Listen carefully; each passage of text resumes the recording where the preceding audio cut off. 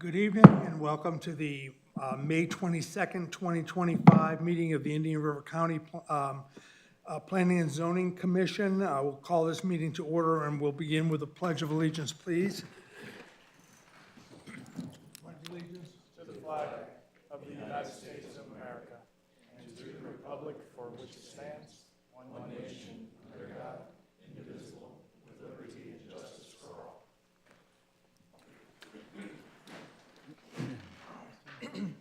Thank you. Are there any additions or deletions to the agenda for staff? No? I do have one introduction. So for the record, Brandon Cragen, Chief of Current Development. I'd like to introduce our new senior planner, Sibel Bodie, if she'd like to say a few words. Okay. Hi, nice to meet you. As Brandon said, my name is Sibel Bodie. I am one of our newer senior planners in current development, and it's a pleasure to be here with you all. Welcome. Thank you. Thank you. There are no minutes to approve, and the only agenda tonight is a public hearing. And it is Floresta Gardens request for a conceptual plan development plan and rezoning approval and concurrent preliminary PD plan plat approval for a 44 lot single-family residential development. Cave Honanian Southeast Florida Division LLC is the applicant. MBV Engineering Incorporated is the agent. The zoning is A1 agricultural 1 up to 1 unit per 5 acres. The land use designation is L1 low density residential 1 up to 3 units per acre. The proposed density is 2.43 units per acre. Any declarations of ex parte communication on this? No, sir. None. Anyone who would like to speak on this, please stand and be sworn in. Do you swear or affirm to tell the truth, the whole truth, and nothing but the truth? I do. Thank you. Staff presentation. All right, thank you. Good evening, Chair and members of the board. Before you today is the Floresta Gardens Plan Development. This is a PD rezoning, conceptual PD plan, along with a preliminary PD plan and plat as well. So just to give you an overview of what the process is. So for a plan development PD rezoning, it's a twofold process. We have the PD rezoning and conceptual plan development that comes before you as a recommendation to the BCC.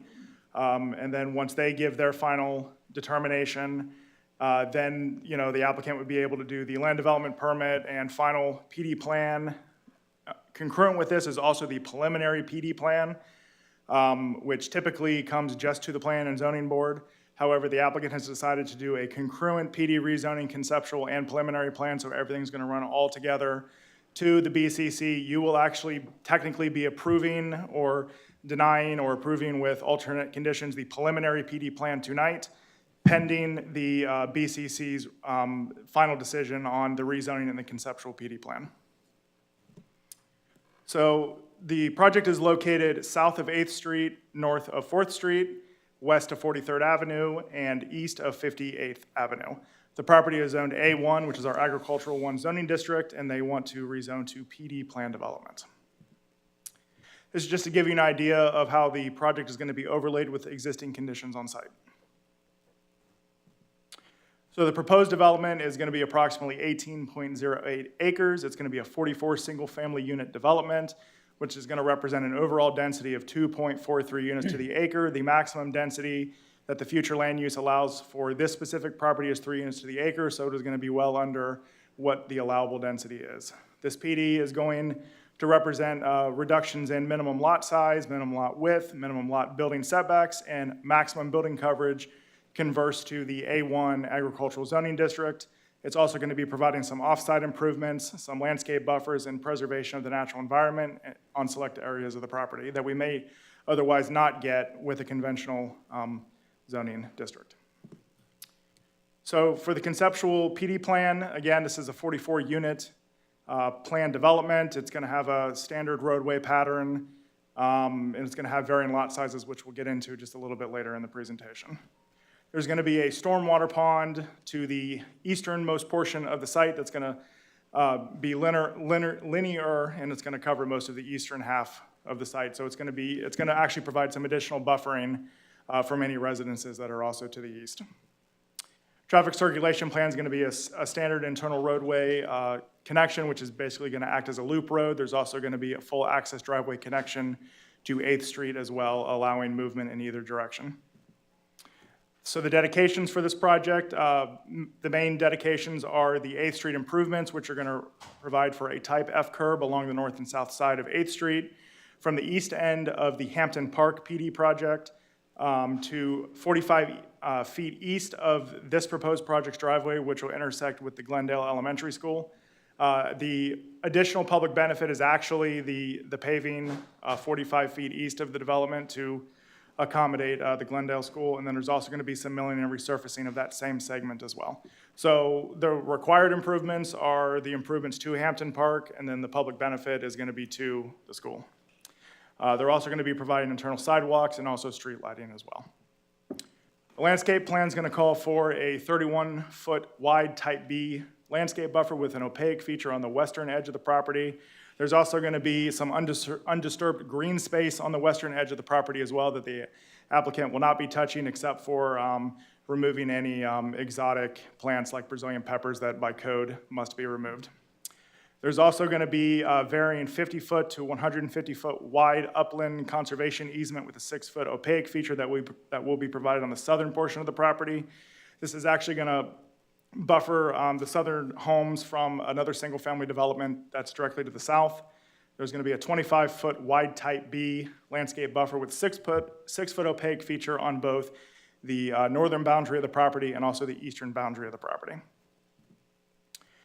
So this is the PD waiver table that you should have received in your packets. I believe it was attachment number 5. This just kind of provides what the A1 standards currently are. If we happen to rezone it to a conventional zoning district, which would be the RS3, and then also what they're proposing for their PD standards, they're going to have 2 different lot widths. There's going to be a 70-foot lot width and a 62-foot lot width, and then they're going to have the varying setbacks that you see on the table as well. Public benefits, as I said, are going to be additional 8th Street improvements, so those are going to be the improvements that are going east towards the Glendale Elementary School. They're going to have enhanced tree preservation, enhanced access and culvert crossing that will enable any school kids to cross safely across the street to reach the elementary school. There's going to be increased open space, and then they're also dedicating a 10-foot pedestrian easement in the northwest portion of the property along 8th Street so that when the time comes and the county may put a sidewalk on the south side of 8th Street, the county will have that access to be able to continue a sidewalk all the way from 58th and then continue going east. I want to note that we did have a town hall meeting on April 29th, 2025 at 6 p.m. This town hall meeting was for this project and another project that you're going to see later on, but we're going to specifically talk about this project tonight. There were approximately 28 surrounding property owners in attendance. Both the applicant and county staff fielded various questions from the group.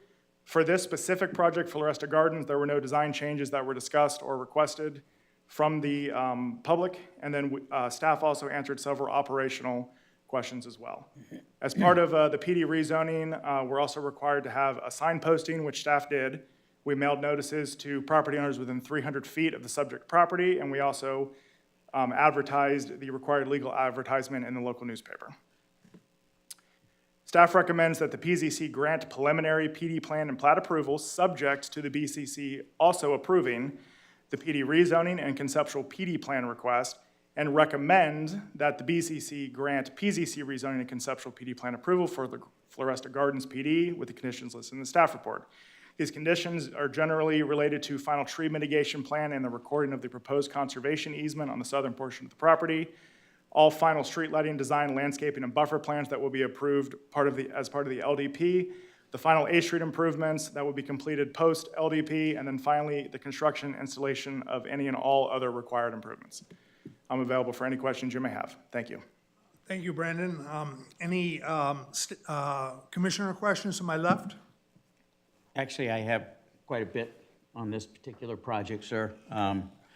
Some of the concerns that I have, are the side setbacks on these 62-foot lots are 6 feet. You have a 50-foot product on a 62-foot lot. It gives you 6 feet between your side setback. You have a 2-foot overhang on your house. Right. And then you have 6 inches of a gutter. That gives me less than a sheet of plywood between gutters, between these homes. And yet you're supposed to be able to get some kind of sunshine on that grass, and you're supposed to get some kind of drainage easement going through there to drain properly. The other issue that causes is that now I got a 3-foot concrete pad for my air conditioner unit, and I got a place to put my garbage cans, and that air conditioner unit is 3 feet wide, and it's 12 inches away from the home so that the air conditioner can breathe properly. So now that's 4 feet into a 6 feet thing. I got 2 feet for water to flow through there, and how does that slope in there? And those are some technical questions that just pop up immediately on this. I mean, if you could solve it very easily by putting a 40-foot product on a 62-foot lot, and they're proposing a 50-foot product on that. And I understand that it's a limited space. It's a very tight, it's only 18 acres. I understand the cost of land. I understand the cost of the improvements that have to be done. I've got to get as big a house on there for square footage as I can to go forward. But, you know, this was just discussed at the county commission meeting this week as to these tight, right on top of each other things. And I just feel that staff giving a 6-foot side setback to this is maybe getting right into what was called at county commission about putting these houses stacked right on top of each other. And that's a concern for me after knowing how the board, the commissioners responded to that kind of thing, and what was said, hey, this is what we need to have in our future, and this is what we need our future to look like here in Vero Beach. And this just seems to be the typical project that they were just talking about not wanting to have in our community. So those are some of my concerns with this particular project. I think some of that might be a little drastic. I know just the construction problems that a 6-foot side setback does.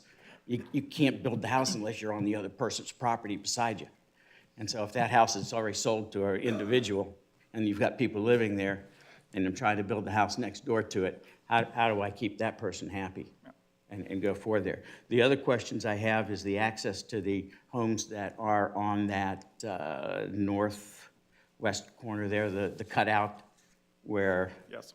Yes, on that north corner there, it looks like their ingress and egress goes through this property and into theirs. I have concerns about how that's being handled. Is it going to be deeded? Is it going to be just HOA docs that say you can go through our property to get there? Because all it takes is 2 neighbors here or somebody in the HOA going, I don't like those people anymore. Next thing you know, they're building a gate across their driveway, and these guys got no way to enter and exit their property. So those are some concerns that I have that I wanted to bring up today as well. So if we can get some answers to some of that, that would be great. So I'll tackle the access first to the home, because I think that one's probably the easiest. So my understanding is that the applicants had extensive discussions with those property owners, and the property owners are actually going to be getting a better paved access to the property than what they currently have, and there will be safeguards in place so that their access cannot be taken. And I don't think the county would let their access be taken either, because it would be a grandfathered access. So I think we're good on that, but the applicant is here tonight, so I would love for the applicant to get up here and maybe make you feel a little bit more comfortable, if that makes sense. Yes, sir. On that one. And then also for the setback issue, staff, enters into really intensive negotiations with the applicants, and this is, for better or for worse, becoming a kind of a national standard with some of these homes, whether I like it or you like it. But we do get these PD public benefits that do help offset some of this stuff. Now, if they were to do a conventional subdivision, which most likely would fit within RS3 standards, yes, there would be more stringent setbacks, but they would also get less homes, in the property. Also, we did try to get larger setbacks. However, it just did not happen in the negotiations that we had. However, I will also let the applicant speak to that and speak to their product. and then we'll Yeah, is go there, from is there. this going to be single story or two-story? Do we know? Is there a limitation on either one of those? I think this one is gonna be single story only. I think that's what was discussed at the public meeting. Okay. But I'll let the applicant answer that one as well. Thank you. You're welcome. Thank you. I just want to touch on what Robert was saying, and I too listened to the county commission meeting on Tuesday, and I think the word that came up the most that I heard was density. And as I began to look into this and began to do my homework, and I go back and I look at Hampton Park, which I could tell you that's probably the most discussed subdivision with me, of how in the world can Indian River County allow something like that? Don't have a clue. I guess my next question would be, was it Waterford Lakes? Antilles, Millstone? I believe those were all ag at one point in time, and they went PD because they were a big subdivision. Right. As I'm looking at this piece of property here, and I don't know how many acres we have that we're gonna be moving west to 58th. Looks like it's gonna be a piggyback. I don't have a crystal ball. But I can truly tell you, as I went back and did, and pulled the reports of the old 2021 P&Z meeting for Hampton, it was a cookie cutter, and nothing against staff. It was the same exact verbiage of what's come up before here than it was for Hampton. I think one thing that stuck out to me was one commissioner up here, who's not here anymore, made the comment that, yes, it's more density, but what's gonna be nice, it's gonna be an affordable housing. I don't think $470,000 is affordable. I might be wrong. Again, I don't have a crystal ball. I can tell you right now, I'm not in favor of this. I think RS3, and I'm going old school. I think Indian River County is better off if you go around and look at those subdivisions that went to RS3. Granted, they're not 44 homes, but it's not my job to make sure you get the most houses on the less amount of property. That's my 2 cents. And to go with you, Tom, I agree. I understand that there's a profit margin that has to be here. If I'm going to put these millions of dollars out here to do all of this, I need enough lots that I can make a return on that satisfies my investors and my stockholders and those kinds of things. And I am certainly a proponent of private property rights. Absolutely. There's no question about that. The other setback that I had some problem with is, the garage setback at 20 feet from there. I know there's a sidewalk there, but, my truck sticks out 16, 18 feet. I put a trailer hitch on that, and somebody's shin kicking it when they walk down the sidewalk. And so you end up with vehicles actually parked over sidewalks, and I'm not sure that that's a good thing as well. So those were just some of the few things that I saw on this that I'm not in favor of. And I think, Brandon, you mentioned this is becoming a national product or Standard. which Indian River County's never held themselves to anyone's standards No, I except agree Indian with River that. County. And unfortunately, I have to say, being a former county commissioner, I don't want to hear that stuff. But again, I'm not there anymore. No, I completely understand. I think even, and help me, Ryan, you might know this, Lexington Place out off of Fifth Street South, or out off of Oslo Road in South County Park. That was a PD as well, if I'm not mistaken. Thank you, Mr. Chair. For the record, Ryan Sweeney, Assistant Planning Development Services Director. Most of anything that's relatively new in South County was a PD, with the exception of Falcon Trace Phase 1, the north side of 17th Street Southwest was actually what was called a small lot subdivision, but then they made the change to require small lot subdivisions to be affordable. So then they stopped doing those. But yeah, Falcon Trace, Millstone, Lexington, I'm not, off the top of my head, I'm not sure, but my guess is I think it's a small lot yes. subdivision, yeah. Some of the subdivisions that are west of 43rd and south of Oslo, between 43rd and 58th, those are conventionals, like the Grove and Four Lakes. Right. But How many acres, do we know how many acres are west of this piece of property? I know this is only 18, but there looks like a large amount of property that right, if you want to toggle to the aerial there, Brandon. is vacant there. So there's, so the piece that's immediately west, I believe is the Harris family farms. Okay. They're roughly almost the same size, about 20 acres. Right. And then everything else is the Graves family, and that's 65 acres. Yeah. Because it's a 40 and then a 20. Right. But the applicants know it well because they have that one under contract as well. So that's the other project that Brandon alluded to. With regard to the setbacks, just to clarify one thing, when we have a 6-foot side, but it's doubled, so it's actually a 12-foot alley. And then I know you do have, currently, building code, anything that's less than 10 feet, you have to fireproof the eave. So they're either gonna do a 1-foot eave, or they're gonna have to fireproof it. The other thing, if you can toggle just to the conceptual PD design, the one thing I will mention that we worked quite a bit with staff, or with the applicant, is that we try to look at what we call compatibility with the surrounding properties and how that may or may not affect those folks. So again, on the east side, which north is pointing to the right, so just east is at the bottom of your screen, there's a couple large acreage estate-style homes, but we insisted that they put the stormwater pond on that side. So they only have 2 homes backing up to them. To the south, which is a subdivision that was actually a PD, but they didn't get any reduced lots. They actually have like 80 and 90-foot wide lots. We asked that they do that tree preservation area. So they have a 50 to 100-foot wide buffer between them and the folks to the south. And then to the west, which is undeveloped pasture land that will probably develop as something either conventional or PD, they have a 31-foot wide buffer, but those are 70-foot wide lots, which is only 10 feet less than what RS3 conventional would be. So we did try to protect the edges, and then of course the home that's the enclave, you know, they're aware, but I think they were happy with the fact that they're getting a brand new RCP culvert as opposed to an old metal pipe that's could fail at any time. So that was their deal. And then the additional paving for the school and the crosswalk, these are all things that, you know, it's give and take. I mean, 8th Street, especially the further east you get, it's super narrow. There's no shoulder whatsoever. You saw what they did with Hampton.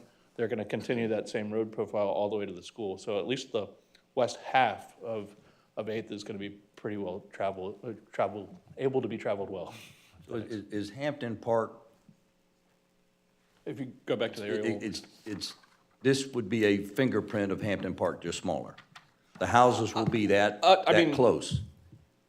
Sam, Hampton's actually, Possibly bigger, bro. yeah, Hampton's actually 5-foot setbacks and 50-foot wide lots. So these are 62s and 70s. The lots are wider.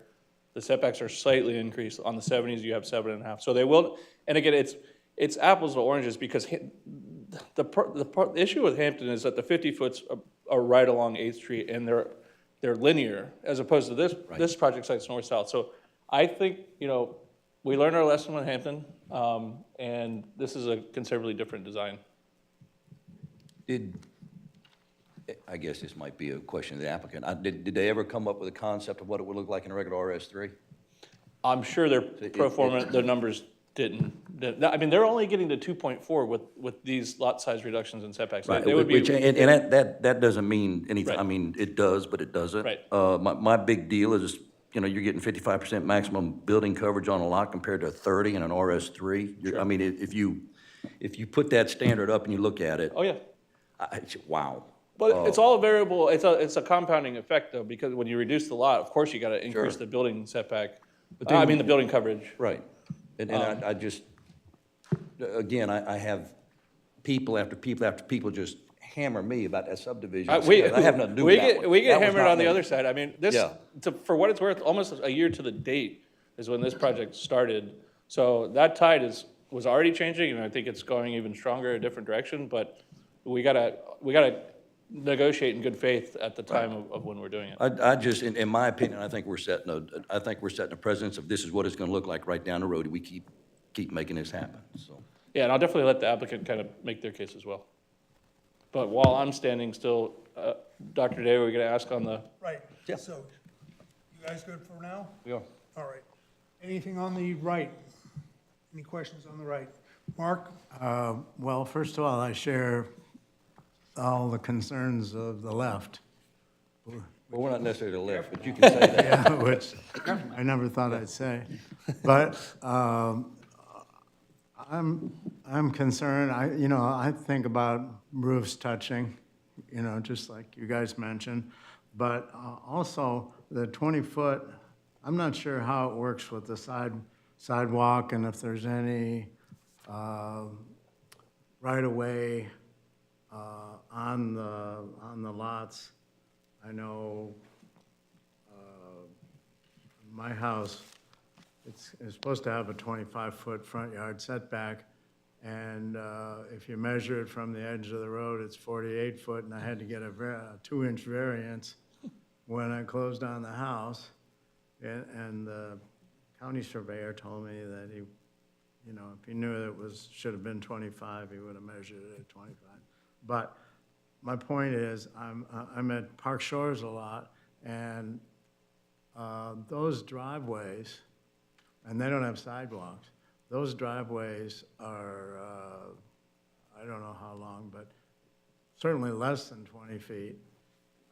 And if you pull a car in there and you tap the garage door, it's still sticking out into the road by a fair amount, and I don't know whether that's gonna happen here. I looked up the average car length, it was like 18 to 20 feet.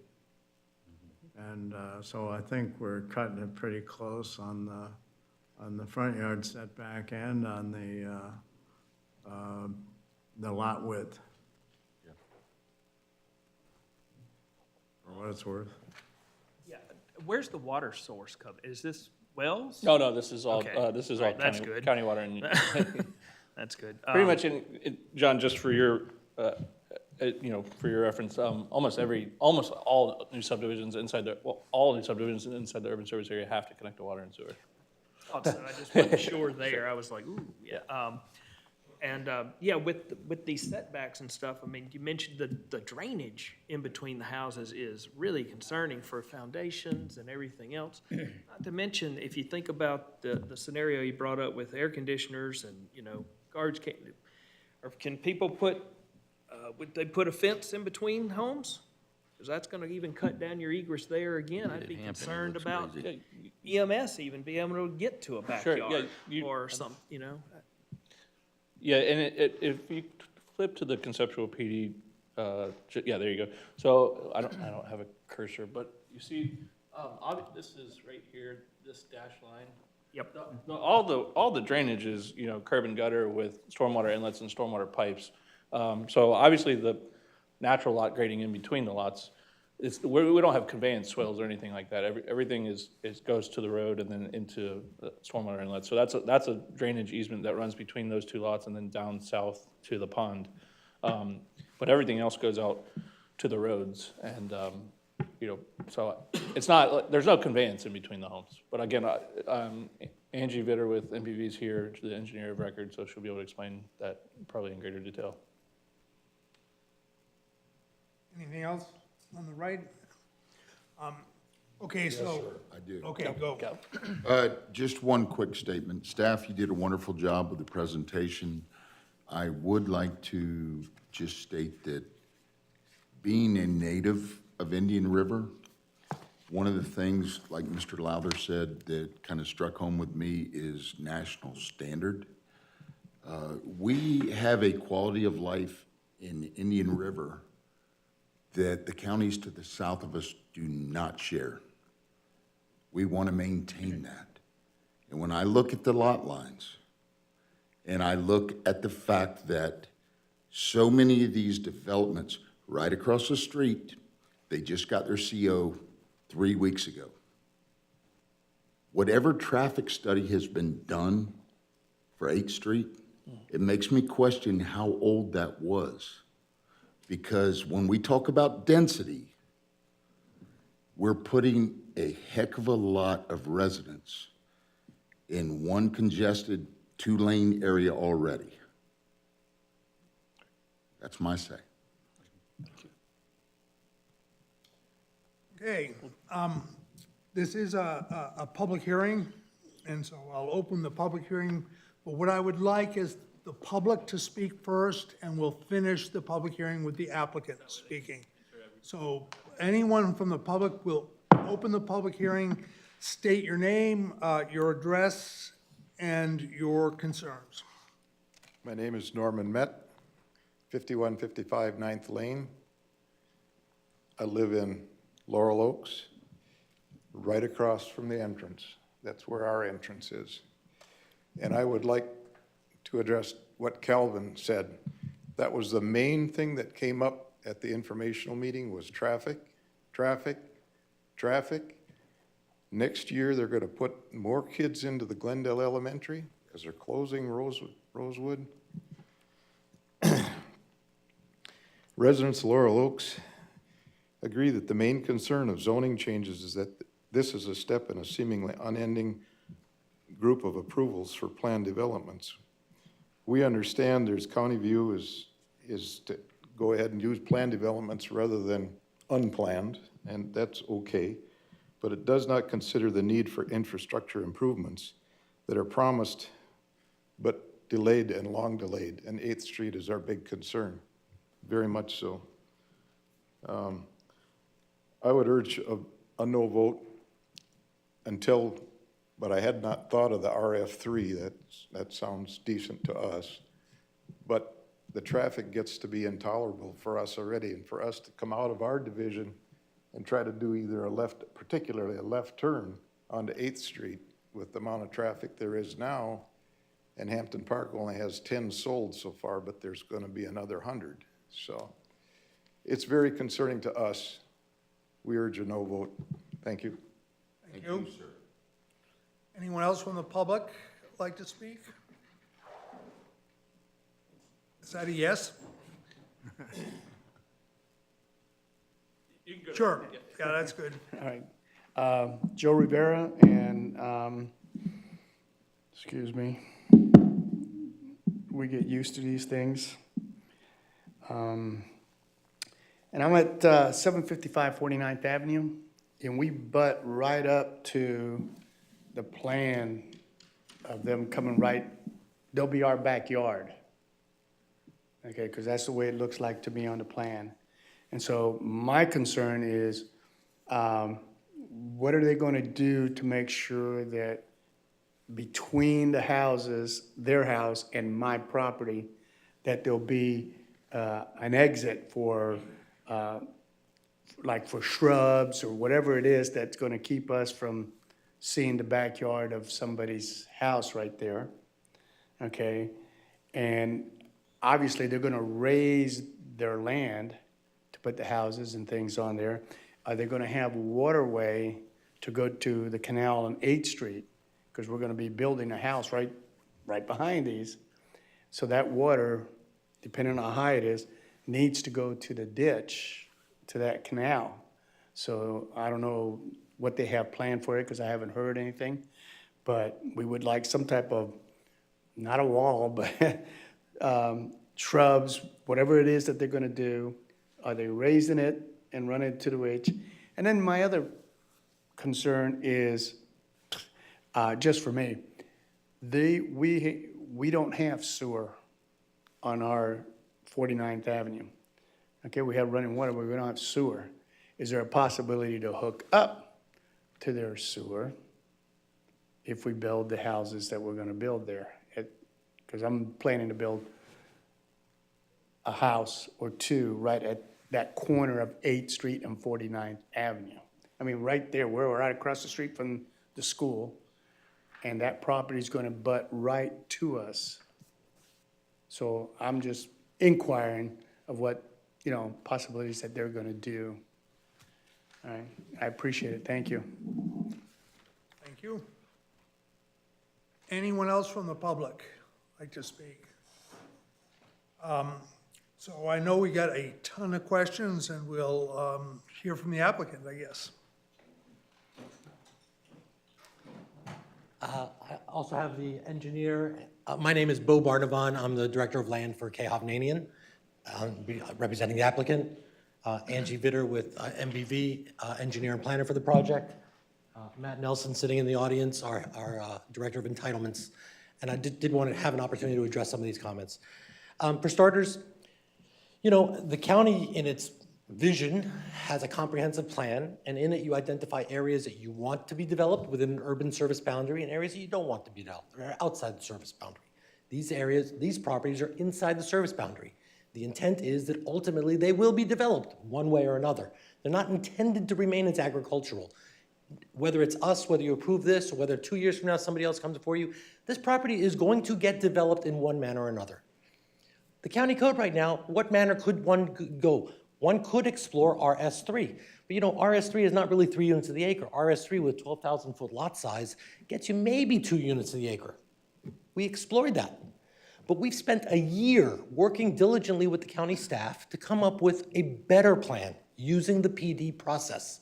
In the PD process, yes, we get smaller lots and we get a little bit more density, but you get more open space, you get public benefits, you get buffers from the other adjoining properties. If this were an RS3 straight zoning, those lot lines go right to the boundary. No buffers, no fences, no tree preservation, unless there's understory or whatever. But basically, through the PD process, the county gets more out of it. And that's why you have a PD process. We've spent a year working with county staff on what the public benefits will be, on the design, on buffering from the neighbors. And this is what we ended up as a give and take, give and take. Now, as far as setbacks, as Ryan mentioned, the setbacks on the smaller lots are 6-foot sides, but that's 6 foot each, so that's 12 feet in between. But on the 70-footers, it's 7.5. Now you have 15 feet in between. Furthermore, we no longer put our ACs on the ground. We put them attached on a shelf to the wall so that you no longer have any interference in that swale in between the two lots to get the drainage to flow from the back of the lot to the front of the lot. We recognize this. By the way, 6 feet is actually a large setback for us. Normally, 5 feet is the standard setback that we deal with. In our new project in Port St. Lucie, we're in Wilder. We have a Four Seasons, a master plan community where we're doing an age-restricted project down there. Beautiful homes in the 5s and 600s, 5-foot side setback. Water goes nicely to the road. The reason we went with these lot sizes is our product is a 50-foot, up to a 50-foot wide product, because we want to offer 3-car garages here. The next community, which you'll see hopefully within a month, on the Graves property, which is called Waterford Reserve, those are 52-foot lots with 40-foot product. But here we wanted to go 1-story, larger, higher end, what we call our Spec 2. These are higher ceilings, higher doors, bigger trim, better kitchens. This stuff is going to be starting in the 6s to the 8s. 3-car garage product, all 1-story. So we're not looking at, this is not affordable housing. We didn't do this because we wanted to maximize and get every penny out of the deal, okay? The reason we ended up with 44 is, again, that give and take. We didn't make these lots as small as we could to get 3 units of the acre out of this. Drainage, the gentleman at the drainage. Per Florida law and per county regulations and all the state agencies, the drainage situation has to be better after development than it was before development. We actually have to trap and contain and treat all the water that's on our site and treat it through this drainage system before it discharges out to the ditch. None of this water goes off-site out to the neighbors. As far as elevation, the preserve areas are intended to be kept in a natural preserved state. They're not being cleared. Those trees remain. That grade stays the same. We're not touching that area. What were some of the other? Traffic. We engaged a traffic engineer and back and forth, worked with the county. First, you have to identify and agree on a methodology. Then once you do the methodology, you do the testing, and you get the verifications, and you look at all the potential developments that go, and you come up with a criteria. And after doing all that, the roads are still at, I believe, a level C, which is not anywhere near failure. So there's plenty of available. Now, granted, I know neighbors complain.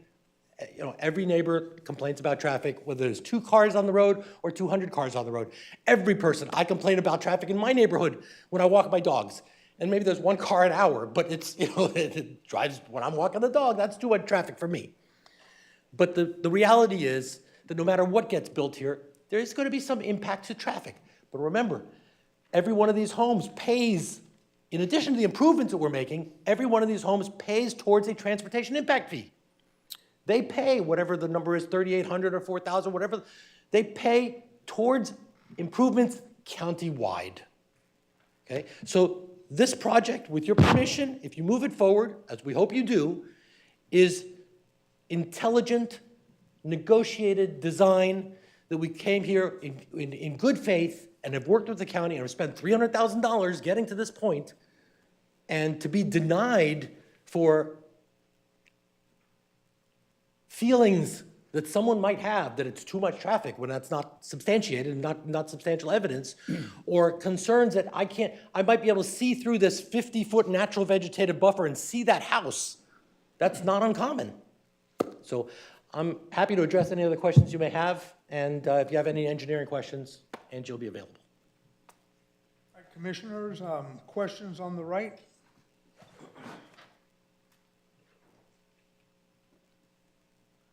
Commissioner's question on the left. No questions? All right, I'll close the public hearing. Mr. Chairman, I'd like to make a motion, if we could, to deny the rezoning from Ag 1, agriculture, up to 1 unit per 5 acres, to the PD plan development. And I believe, Counselor, you need to have a reason why we deny it. Is that correct for BCC? You need to, the denial, you can, so the decisions here are approve with conditions, or deny. Right. If you're looking to deny, it needs to be based on substantial competent evidence of any facts that was presented here today, and it has to be consistent with the law that we have under our code. I would put into the minutes that I truly believe that going from Ag 1 to PD doesn't substantiate this piece of property, that RS3 would probably be more relevant and a smaller step, and I'll just leave it at that. So I We made have a motion on the floor. I'll second. We have a second. Mr. Chair, before we take the vote, can we also confirm that the motion is for both, or the rezoning, the conceptual, and the preliminary PD? What was that again, Brandon? Can we just confirm that the motion's for the rezoning, the conceptual plan development, and the preliminary plan development? Because those are the three items that you're voting on Correct. tonight. All right, we have a motion and we have a second. All in favor? Aye. Aye. Opposed? No. Yep. So, what is it, 1, 2, 3, 4, 5 ayes and 2 noes? Can we have a, Madam Clerk, can you please do a roll call, please?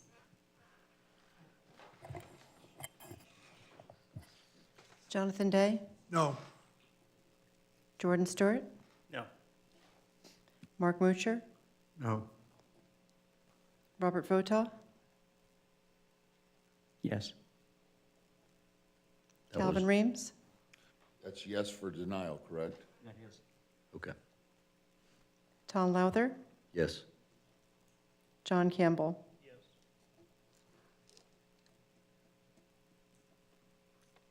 It's 4-3. 4 to 3, what? Yes, denial, Yes. no, yes, okay. All right. Mr. Chair, if I could, just for the record to clarify, this is a recommendation, so it will still, will still automatically proceed BCC. to BCC. It doesn't require an appeal or anything of that nature. Thank you. That's correct. And I think the reason, if I'm not mistaken, Ryan, is, that's why the BCC wants to know why it was denied from the standpoint of those scenarios, correct? That is correct. Okay. So staff will present that to the BCC of why they were denied? Okay. Yes. Yeah, well, let me just clarify. So the recommendation will be put right into the staff report for the BCC. All right, moving forward, any commissioner matters? No, sir. No, sir. Any planning matters? Mr. Chair, just that we more than likely will have the first meeting in June as well. Unfortunately, we've got a couple here and there, and they keep, we try to get all of them on the one meeting or the other, but just the way the timing works. So we will most likely have the first meeting in June. What's that date? I don't know if, I believe it's the 12th. I believe it's the 12th, yes. I'll confirm. Yes, the 12th. Very good. Any attorney matters? Just briefly, some of the discussion that we had here today, I think that I heard from the board today with concerns about PDs and lot lines. One of the things, and in hearing the discussion from the Board of County Commissioners this past Tuesday, that dealt specifically with the Oslo corridor. But in hearing the discussion here, I consistently hear the roofs or the questions about the PDs. This board can make suggestions or things like that to staff to bring up to the Board of County Commissioners. If that's a concern that this board has, that is something that you can make a suggestion on, is to look into the PD process. So because I'm hearing that issue come up over and over again, I just want to make sure that that's known to y'all. So it's not something that you think is not being addressed, if you will. Thank you. Is there a formal avenue for making that suggestion, or will that be implied in today's vote, or how do we make those suggestions? It would be something that you would bring under your commissioners' matters. I would highly suggest that you all think about it before our next meeting and think about how, maybe take a look at our PD code. It's 913.0. 915, I'm sorry, I'm going under regular plating, 915. And just kind of skim through there and see what your thoughts are. So that way y'all can come back and with a suggestion that you think, and I'm just advising this because I keep hearing those kinds of questions. Well, I I believe- can't speak for everyone, obviously. My feelings are my feelings. But to be presented with a comparison to, well, we do this in Port St. Lucie, I'm sorry. It just doesn't, it does not gel with me. I think is well too, Calvin, and Susan, I believe I might be right, that we can definitely have a workshop put together with the BCC at some point in time to discuss this, if that was an issue, as long as it's advertised to the public. That's happening. So that can happen. Yes. You're all not gonna wanna have a former county commissioner up here, I know that, but that can happen as well. That's correct, so long as it's formally noticed to the Correct. public and they have the ability to be there. Yep. So, Are we talking about good idea. restructuring a PD, or is that what you're saying? so Do what, Mark? Redoing the PD, the whole PD Well, concept? I don't know if it's necessarily redoing the PD, but what we're getting, I think what we're gonna see in the future is they're gonna jump from Ag 1 to PD and just bypass RS3 and everything that's out there from the standpoint, because they can get more bang for the buck. If this is what the BCC wants, we need to know that, because I don't wanna sit here and waste our time and the staff's time saying, we don't like this, and it gets to BCC, so no, we're gonna do what we wanna do. And we've had many workshops back in 2004 to 2005, actually formed the Growth Awareness Committee, if you remember that, formed 14 or 15 different land development regulations. So, guys, I'm on it. So it can happen. I just don't want to start this process, and we go through this, and it gets to them, and they take an eraser to it and do what they want to do. So maybe a workshop, Mr. Chairman, would be the way to go with. What I'll do is I'll put under Commissioners' Matters that we'll have, under Commissioners' Matter, I'll put a blurb for just sort of a more open-ended discussion on how we want to move forward, whether it be recommendation of a workshop, whether it be just, hey, you guys consider, we'll figure that out for the next meeting. Yeah. That's a good formal path to, Sure. so this doesn't die here. Understood. Yep, good. And I want to say what Calvin said. You, Brandon, staff, you did a great job. Great You job, did. thank you. It did, the presentations there, and I'm glad to see that the comparisons are there to show the lot sizes and away you go. It's a great job. I know that wasn't in front of us, but I was thinking about whether we should discuss at some point rezoning this property to RS3 and let them see what they could do with it. But they haven't asked for that, and I suppose there's a application process and all that kind of It's stuff. true. And I can say, just on what Calvin said too, with, the comparison to other counties. Saying the same thing in different language, that type construction and that tightness just doesn't fit with what I've read on what the county plan and vision is. It just doesn't. So, it's not just an emotional decision. I mean, I think this is already written. We just need to. I would imagine Look at the every one of traffic y'all have heard problems. about Hampton.